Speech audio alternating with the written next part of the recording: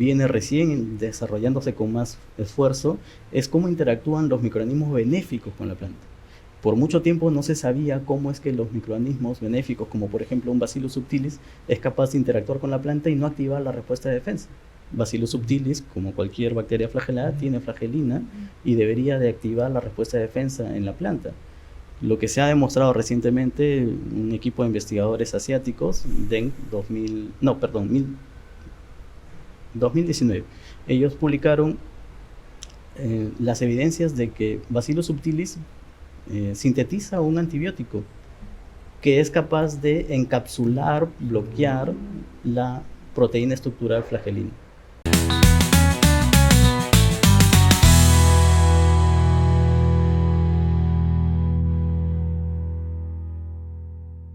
Bienvenidos al primer episodio del podcast Agroconciencia, auspiciado por el Laboratorio de Formulaciones Raúl J. Penn Lab. El día de hoy vamos a hablar de un tema interesante e importante en la industria de la agricultura. Vamos a hablar acerca de la interacción de plantas con los microorganismos. El día de hoy nos acompañan dos expertos en esta área, el microbiólogo Eddie Ortega y el licenciado Ray Segura. Mi persona, la licenciada Yomira Bartolo. Iniciamos hablando sobre las interacciones que existen entre la planta y los microorganismos. Los microorganismos, tanto bacterias como hongos, que habitan en el suelo, en la rizósfera, muy cerca de las raíces que van a beneficiar a las plantas. Una de estas interacciones puede ser tanto por alimento como competencia de espacio. Existen dos grandes bloques, podríamos identificar una interacción positiva, que es la de cooperación. Tanto podríamos hablar del comensalismo. Sí, la interacción de comensalismo es aquella en la que un organismo se beneficia sin perjudicar al otro. Esto ocurre, por ejemplo, a nivel de la rizósfera, en la que la planta secreta sus exudados radiculares y los microorganismos rizosféricos de vida libre pueden asimilar, aprovechar estos nutrientes. Otro punto es el sinergismo. ¿Ray? Sí, bueno, con el tema de sinergismo es una interacción en donde va a potenciar a un tipo de microorganismo y va a obtener, en este caso, beneficios sin hacerle daño a la planta, al hospedero como tal, pero netamente no depende, no están tan vinculados. Por ejemplo, una Bacillus puede estar ocasionando o teniendo un tipo de beneficio de esta planta, pero si sencillamente sale de este plano, puede ingresar una pseudomonas sin ningún problema. Entonces no va a haber algún tipo de esa simbiosis tan arraigada. Claro, en el sinergismo además es una relación bidireccional, donde se benefician mutuamente tanto la planta como el microorganismo. También. Sí. Otro punto también positivo es el mutualismo. Correcto. ¿Qué es? En el mutualismo es un tipo de sinergismo, pero la vinculación es mucho más estrecha. Ahí hay una mayor dependencia en la que la planta no puede sustituir al microorganismo con el que está interactuando, como lo mencionó Ray en el caso del sinergismo. En el mutualismo, la vinculación estrecha además tiene una ventaja por la cual, producto de esta interacción, la respuesta, el comportamiento, induce una respuesta que no se expresa habitualmente si es que los organismos no interactúan. Por ejemplo, cuando una planta interactúa con un microorganismo, ya sea un endófito, la planta va a producir, se va a estimular la biosíntesis de algunos compuestos que se producen solo por la interacción de la planta con el microorganismo. Está demostrado, por ejemplo, la producción de algunos elicitores para activar la respuesta de defensa de la planta, y de esa forma la planta se protege del ataque de algunos fitopatógenos. Bien, hay otro interacción que ya es un poco, podríamos hablar, dañino para algunos de estos seres, que es el antagonismo. ¿Podríamos hablar un ejemplo por ahí? Sí, Ray. bueno, con respecto al tema del antagonismo, eso es una práctica igual que se hace bastante en laboratorio con enfrentamientos de hongos, pero lo que se busca aquí es, mediante un tema de competencia, ocasionar una reacción adversa a la que normalmente obtendría un fitopatógeno, que es hacer un fitopatógeno lo que haría es hacer un daño a la planta, pero un hongo antagónico lo que viene a hacer es, como tal nombre, está el nombre, es algo adverso y viene a competir, en este caso, a producir metabolitos para competir tanto por espacio y erradicar los efectos que pueda, en este caso, tener un hongo fitopatógeno en el ambiente. Lo que busca este antagonismo es destruir el fitopatógeno. Desplazarlo, combatirlo a través, uno de los ejemplos más grandes que se tiene es con respecto al tricoderma, que lo que hace es micoparasitar este fitopatógeno y también liberar metabolitos para poder contrarrestar el avance del fitopatógeno y controlarlo. Ya que estamos hablando de tricoderma, hay otra interacción que es el parasitismo. Correcto. Siguiendo la línea de tricoderma, Eddie. Sí, así como mencionó Ray, tricoderma es un hongo bastante versátil, que no solamente es antagonista, sino también es un micoparásito. Puede parasitar las hifas de diversos hongos fitopatógenos y de esta forma interactúa con la planta, protegiéndola, ayudándola a defenderse del ataque de estos patógenos. Los beneficios de tricoderma muy bueno. Sí, sabemos la amplia gama que tiene tricoderma. Sí. Otro punto también es el amensalismo. Sí. Un poquito, ¿nos podrías hablar de ello? En este tipo de interacción, la vinculación es a distancia. Los microorganismos pueden interactuar a través de la secreción de algunos metabolitos, pueden ser antibióticos o inhibidores de crecimiento, e incluso a través de compuestos volátiles que son percibidos como señales químicas a larga distancia por los fitopatógenos, o a todo nivel. Pueden ser incluso señales químicas para organismos benéficos, insectos, por ejemplo, los polinizadores. Bien. Bueno, teniendo ya claro las interacciones que existen entre microorganismo y planta, hay una gama de bacterias que son las rizobacterias, ¿no? Propiamente estas viven en el suelo, son atrapados por la planta para su beneficio, su crecimiento, su desarrollo, proporcionándolas fitohormonas. También hay algunas especies de bacterias que son fijadoras de nitrógeno, solubilizadoras de fosfato, de potasio. Entre las rizobacterias tenemos a un género específico de Azotobacter, Azospirillum, Bacillus, sí. Arobacterium. También. Es lo que te interrumpa, es un tema amplio y aparte el tema de las plantas, cómo es que se da esa asociación entre tanto la rizobacteria y la planta, es algo muy especial y es algo también que la planta prácticamente selecciona mediante los exudados radiculares que ésta pueda tener. Al liberarse va a hacer una selección se podría decir ya inteligente, dependiendo de lo que va a requerir la planta, porque diferentes tipos de cultivos va a tener diferentes tipos también de rizobacterias que van a estar presentes ahí. Entonces, este tipo de clasificación, ese tipo de simbiosis que se va a generar, de colonización, va a estar ligado mucho por el tema de los tanto metabolitos primarios y secundarios que liberan, propio de los exudados, lo que va a delimitar qué tipo de rizobacteria va a estar presente en la raíz. Es algo muy interesante, que es, aparte que de estos tipos de exudados que van a hacer esto, la presencia de rizobacterias en las raíces, uno lo que va a hacer es colonizar toda la parte externa de la raíz y generar un biofilm. Ese biofilm, ya al tener una presencia de un fitopatógeno, bacteria fitopatógena o un hongo, lo que va a hacer es darle esa protección a la planta. Entonces ese es uno de los grandes beneficios que también tiene la colonización de estas rizobacterias. Claro, si bien es cierto que estas bacterias ayudan al desarrollo y crecimiento, pero también a proteger cuando la planta se siente atacada. Correcto. Existen diversas publicaciones que reportan el efecto directo e indirecto en la protección de los cultivos a través de los microorganismos. Estos microorganismos pueden inducir resistencia sistémica, es decir, los microorganismos modulan la biosíntesis de las hormonas o las fitohormonas que están involucradas en la respuesta de defensa.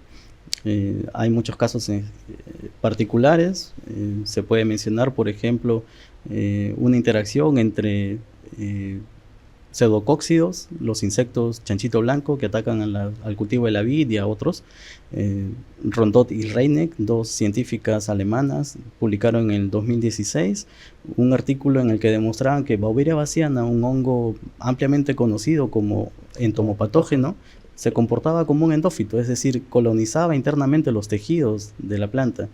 La aplicación foliar habitual tiene la particularidad en este caso de que el hongo no solamente se queda en la superficie, sino que ingresa a los espacios intercelulares y internamente estimula la biosíntesis de algunos compuestos, de tal forma que la planta emite algunos compuestos volátiles para que sea menos atacada, o los insectos fitopatógenos perciben estas señales de tal forma que ya no son apetecibles para ella, ¿no?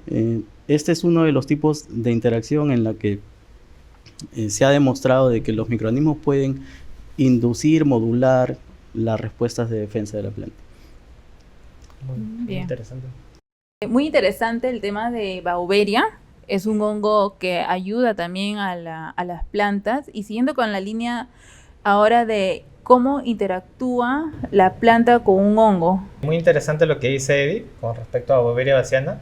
Normalmente estamos acostumbrados a ver a Beauveria como un hongo entomopatógeno, pero estudios como lo menciona ya como endófito es algo de estudiar. Hablando también de otros tipos de hongos muy benéficos para la agricultura, ya pasamos al tema de micorrizas, cómo estas van a interactuar con las raíces y cómo específicamente ahí hablando estas ayudan a la absorción de nutrientes. Normalmente el tema de la generación de raíces como tal y la extensión de estas raíces y con sus pelos absorbentes llega a tener hasta cierto límite, hasta cierto punto, niveles de absorción. Uh-huh. Pero ¿qué pasa? Toda planta, para que pueda hacer, en este caso, mejor desarrollo, requiere de micorrizas. Las micorrizas normalmente están presentes en casi todo tipo de plantas y normalmente no son específicas para ciertos cultivos. Yo puedo tener género Glomus y puedo micorrizar tanto a vid, tanto a limón, sin ningún tipo de especificidad. Eso es un poco el beneficio que tiene. Pero ¿qué es otro beneficio? Es que, como si bien ya indiqué el tema de los pelos absorbentes, estos tienen un tamaño que en cierta parte les va a llegar hasta un límite y ya ahí entran la micorriza. Con la extensión a través de sus hifas de estas raíces para absorber tanto el agua y los minerales que ya se encuentran mineralizados dispuestos para que la planta obtenga, en este caso, los nutrientes. Es una extensión del área de absorción de la planta y por eso se ven mejores efectos. Hay estudios, en este caso, que trabajan con bacterias solubilizadoras de fosfato. En este caso, los que primero hablamos en solubilización de fosfatos están el género Aspergillus, el género Penicillium, que son los que tienen este tándem de liberación de enzimática de fosfatasas, que al asociarse al tema de micorrizas mejoran. Hay un tipo de sinergismo, tanto la bacteria, el hongo que va a producir las enzimas, ayuda al proceso de mineralización, y las micorrizas que van a ingresar y van a tomar todos estos nutrientes. Entonces se ayudan en un sinergismo para potenciar el desarrollo de las plantas. Es algo muy interesante. Es muy interesante, Ray, lo que acabas de mencionar, la interacción de hongos, tanto las que son solubilizadoras de nitrógeno, de fosfato. tanto las que son solubilizadoras de fosfato y las micorrizas que ayudan al transporte para que lleguen a las plantas. Un ejemplo de ello, Eddie, ¿nos podrías decir? Yo podría ampliar un poquito más en cuanto a la diversidad de interacciones que existen en las plantas. Todo ser vivo interactúa con microorganismos. Las plantas no son ajenas a esto. Es más, las plantas jamás hubieran podido colonizar la superficie terrestre si no fuera por la interacción con estos microorganismos. Hay evidencias fósiles, incluso muy antiguas. La primera evidencia de interacción es con una cianobacteria, ¿no? Bueno, pero esos son datos adicionales. Lo que quería mencionar es que parte del proceso evolutivo ha implicado que la planta interactúe con diversos microorganismos, tanto bacterias como hongos. Y las bacterias interactúan también con estos hongos, o viceversa. Un caso específico es, por ejemplo, en la vid se ha estudiado la composición de la comunidad microbiana bacteriana y fúngica. Se ha analizado, se ha comparado la comunidad microbiana asociada a plantas sanas y se tiene un perfil de estas. Se sabe qué microorganismos predominan más, lo mismo que hongos. Pero en el caso particular de una fitopatología, en el caso de los hongos de la madera, se ha asociado, por ejemplo, este es un artículo, una tesis doctoral, Doctor Philosophy, de Nim, en 2002, es un artículo ya publicado, en el que compara la alteración de la microbiota bacteriana endófita de las plantas de vid y demuestra que la alteración de esta comunidad microbiana bacteriana facilita o activa la fase patogénica de los hongos de la madera que se encuentran en plantas sanas y en plantas enfermas. En las plantas sanas se ha detectado la presencia de estos hongos, pero comportándose como un endófito, no patógeno. La alteración de la comunidad microbiana bacteriana estimula o activa a que el hongo deje de comportarse como un endófito y más bien active una fase patogénica. Nim además postula de que la alteración de la comunidad microbiana fúngica no repercute en la activación de la fase patogénica de los hongos. Entonces él destaca de que en el caso particular de los hongos de la madera, la enfermedad del tronco, esta está más asociada a alteraciones en la comunidad bacteriana.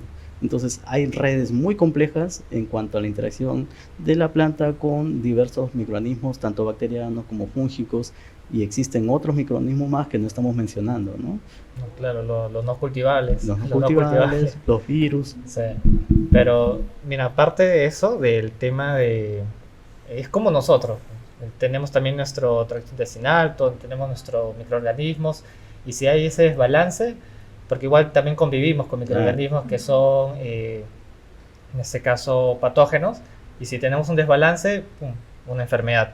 Pero el tema también de la alteración de la población y la expresión de un fitopatógeno endófito también está un poco ligado a temas abióticos que también van a afectar, porque todo eso también está ligado.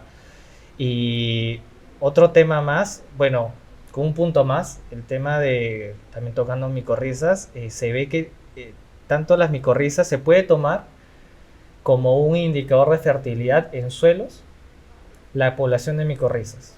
Entonces estamos hablando de poblaciones alrededor de 30 esporas por cada 100 gramos. Son indicadores de que el suelo es pobre. Inclusive ya suelos que actualmente se encuentran en monocultivos, con temas de aplicaciones de agroquímicos, se puede encontrar inclusive menos de 10 esporas de micorrizas por cada 100 gramos de suelo. Entonces inclusive hasta nada. Hay estudios en otros países que inclusive no encuentran esporas de micorrizas en suelos que ya están en monocultivo, a diferencia de un suelo que de valle, un suelo que tiene en este caso carga orgánica, que sí tiene mayor a 70 esporas por cada cc. Entonces el tema de las micorrizas es un buen indicador de fertilidad de suelo como acotación, porque es un dato muy muy importante, más que todo para ver el tema de indicadores de suelo también y la importancia que tienen estos organismos para las plantas. Correcto, es importante, ¿no? Porque la agricultura moderna se basa principalmente en el uso de fertilizantes sintéticos y se ha demostrado de que esto más bien altera la comunidad microbiana de la rizósfera, ¿no?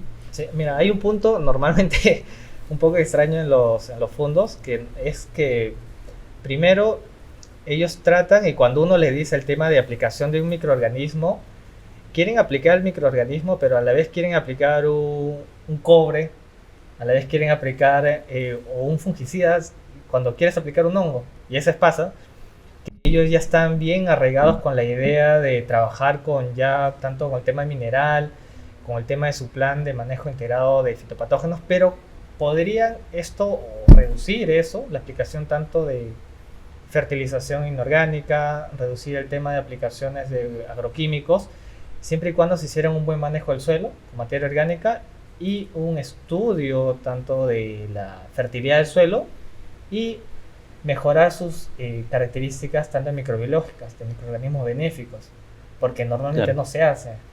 Sí, y es importante conocer a ese nivel la composición de la comunidad microbiana asociada a plantas sanas, altamente productivas, ¿no? Porque sí Claro, se ha demostrado que hay diferencias. Una planta altamente productiva tiene cierto patrón de microorganismos en su composición que difiere de las plantas con baja productividad, y más bien las que son medianamente productivas tienen una mezcla de ambas comunidades. Es como si estas plantas estuvieran en transición, y justamente eso se puede aprovechar, ese conocimiento. Si se tiene el dato de qué microorganismos son los que hacen que la planta pueda crecer mejor, pueda defenderse mejor, entonces uno puede modular la microbiota radicular a través de la inoculación de estos microorganismos, ¿no? claro. Es bueno entonces tener en cuenta cómo se encuentra el suelo del agricultor antes de aplicar o saber qué vamos a aplicar para la mejora de la planta y no estresarla con productos químicos, ¿no? Si bien es cierto, esto altera la microbiota del suelo, altera tanto la composición de hongos y bacterias, ¿no? ¿Cómo es que hongos y bacterias interactúan ambas para el beneficio de la planta, Eddie? Sí, mira, la interacción en sí es bastante compleja si lo llevamos al ámbito molecular, pero a grandes rasgos la planta es capaz de reconocer algunas proteínas estructurales que son altamente conservadas de los microorganismos. Por ejemplo, en el caso de las bacterias, reconoce la flagelina, que es la proteína que constituye el flagelo de las bacterias. Esta flagelina es reconocida por el receptor transmembrana FLS2. Este receptor puede activar una respuesta de señalización vía MAP quinasas hacia el núcleo celular para que se activen los genes de respuesta de defensa.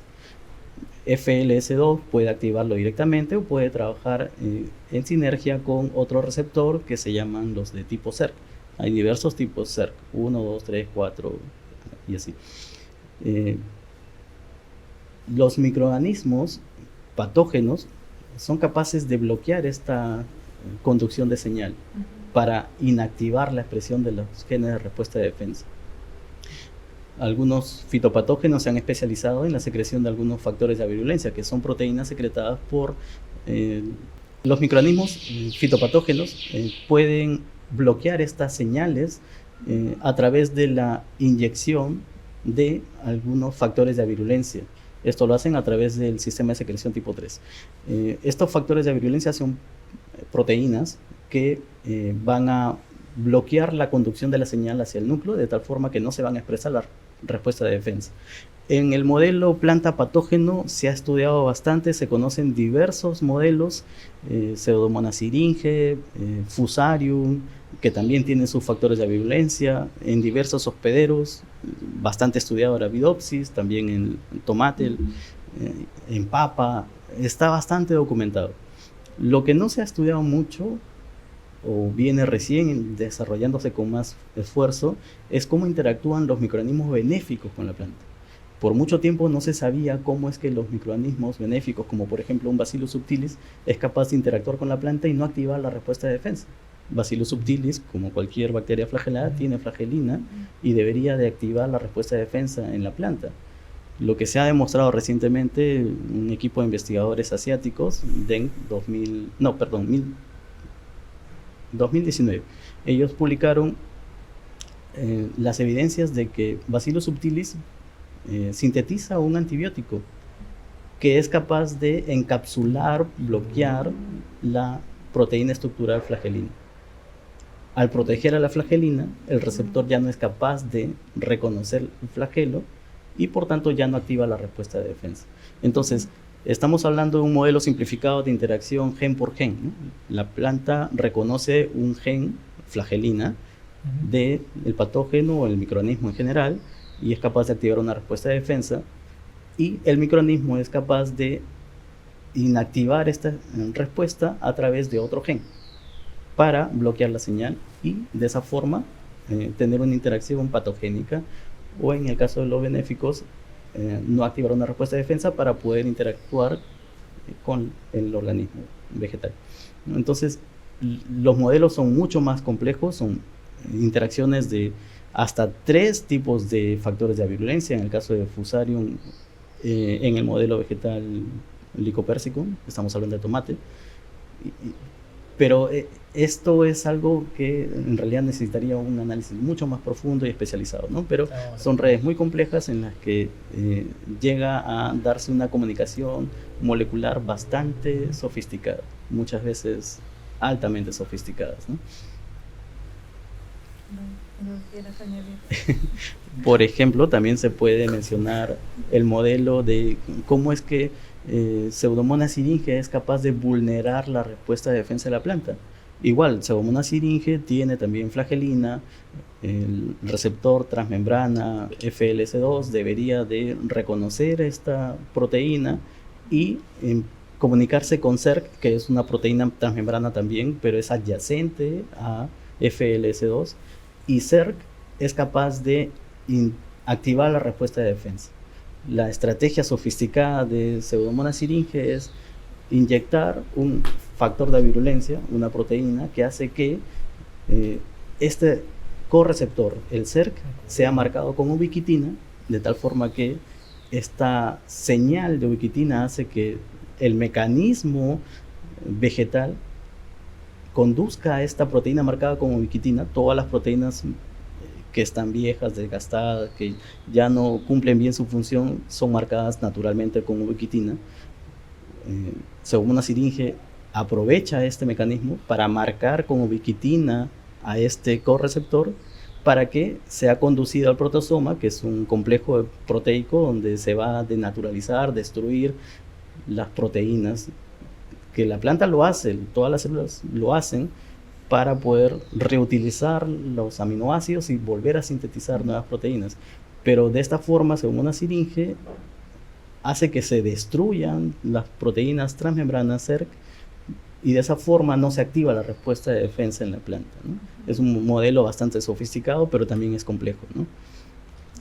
Muy interesante. Es un modelo muy interesante el tema de cómo es que vulneran ese tipo de interacciones para no ser detectados en planta, y cómo es que estos microorganismos hacen ese tipo de, o tienen ese tipo de mecanismos.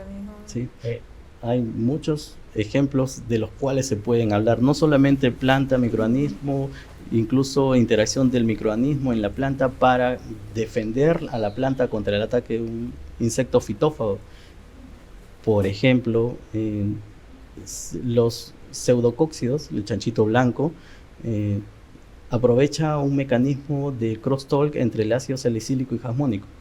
Cuando la planta es atacada por un fitófago, se debe de defender a través de las respuestas mediadas por ácido jasmónico, la fitohormona. Cuando la planta es atacada por un insecto fitófago, se activa jasmónico, se sintetiza jasmónico para que se active la respuesta de defensa mediada por ácido jasmónico. Pero lo que hace los pseudocóccidos es más bien inducir la biosíntesis de ácido salicílico, y como es antagonista jasmónico debería bajar y más bien baja, de tal forma que la planta no es capaz de defenderse del ataque de los fitófagos, ¿no? Esa es su estrategia del insecto. Lo que se ha demostrado es que los endófitos, microorganismos endófitos, bacterias y hongos, pueden inducir la biosíntesis de ácido jasmónico por otra ruta alterna, una ruta que es mediada por óxido nítrico.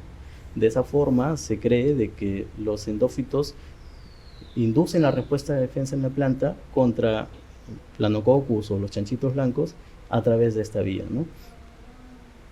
Claro, estarías hablando un poquito del CIR, Así es. que está la resistencia sistémica inducida, que está en este caso asociada al ácido jasmónico. Y sí, es interesante también, inclusive el tema de, uno, cuando la planta está en un ataque y tiene que mediar o liberar este tipo de, o se expresa ese tipo de ácido jasmónico, cuando es una respuesta, un CIR, el tema del desarrollo se ve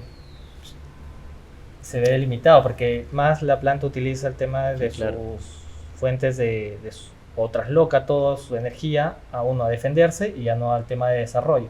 Entonces siempre Correcto. hay ese tipo de opción, pero es muy interesante lo que mencionas con ese tipo de respuestas. Sí. De hecho, para que quede claro, ¿no? Es un alto costo energético Ujú. el que la planta tenga que disponer sus aminoácidos para sintetizar proteínas de defensa, cuando éstas las podría o las debería de canalizar hacia el crecimiento, la fructificación. Claro. ¿No? Por eso Claro. es que es un desgaste y por eso es que la planta no puede crecer y defenderse al mismo tiempo. No, Y imposible. tampoco puede defenderse. Detiene uno de sus mecanismos, ¿no? Sí. Bien se alimenta o bien ataca. Y cuando está siendo atacada por un fitófago o un necrótrofo o un biótrofo, igual tampoco no puede defenderse de ambos en simultáneo. Tiene que elegir, o me defiendo de uno o me defiendo del otro, o incluso sé que no voy a poder defenderme, pero tengo mi floración que ya está en cuaja, entonces necesito asegurar mi descendencia, así que todos mis recursos van destinados a asegurar la prosperidad de la especie, ¿no? Ujú, También llega a sabe. ocurrir eso. Para eso, mira, justo algo también interesante, porque la comunicación que se puede dar entre planta y planta. Para eso es algo interesante el tema también, bueno, ya asociando un poco el tema de las micorrizas, cómo esta genera un sistema de comunicación que es el column sensing, Claro. que se da entre la misma contacto que van a tener la raíz, la extensión de la raíz a través de las micorrizas arbusculares y lo mismo, que se va a tener con la otra planta que está al costado, entonces se va a dar ese tipo de comunicación y alerta. Y justo los mecanismos que estás indicando o ante el ataque que está teniendo una planta, esta planta a través de ese mecanismo de comunicación le va a indicar a la otra planta lo que está pasando para que pueda también tener una respuesta apropiada. Es genial cómo se va asociando ese tipo ligando este tipo de información para tener un panorama claro de eso. Bien, el día de hoy hemos hablado de los tipos de interacciones que existen entre los microorganismos, entre las plantas y los microorganismos, los mecanismos que utilizan las bacterias para que no sean atacadas por la planta, sino de lo contrario, que sean benéficas, ayuden al desarrollo y a su crecimiento, el tipo de comunicación que hay entre plantas. El día de hoy, Eddie, Ray, gracias por los conocimientos, por la experiencia, gracias por acompañarnos hasta el final. Para no perderte el siguiente episodio, te invito a suscribirte al canal de Raúl J. Penn Lab y nos vemos pronto con más conocimiento agronómico.